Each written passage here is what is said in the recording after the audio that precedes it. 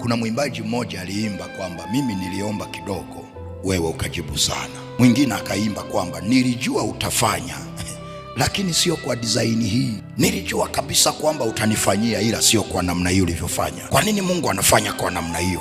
Kwa nini Mungu anakuvusha namna hiyo? Kwa nini Mungu anakutetea namna hiyo? Saa ingine hukuomba sana, analazimika kufanya kwa ukubwa namna hiyo kwa ajili ya kulinda kusudi alilonalo juu ya maisha yako kwa jina la Yesu. Analazimika kukutetea vyote anavyokutetea kwa ajili ya baraka aliyokubebesha, kwa sababu ulitakiwa kufa tangu ukiwa tumboni kwa mama yako, lakini kwa ajili ya alichokubebesha alilazimika kukutetea, alilazimika kukusaidia. Na ulitakiwa kufa mapema, lakini alikulinda kama mboni ya jicho lake. Na ndiyo maana analazimika kukutetea wakati mwingine haujaomba sana, kwa ajili ya alichowekeza kwenye maisha yako, kwa ajili ya mahali anapokupeleka, kwa ajili ya baraka kubwa aliyoiandaa mbele yako kwa jina la Yesu. Kama amekupigania kwenye yale, na kwenye hilo atakutetea. Kama amekuvusha ile bahari, na hiyo bahari ataigawanya, utapita kama nchi kavu. Kama alikutetea kwa wale maadui na hao waliosimama mbele yako,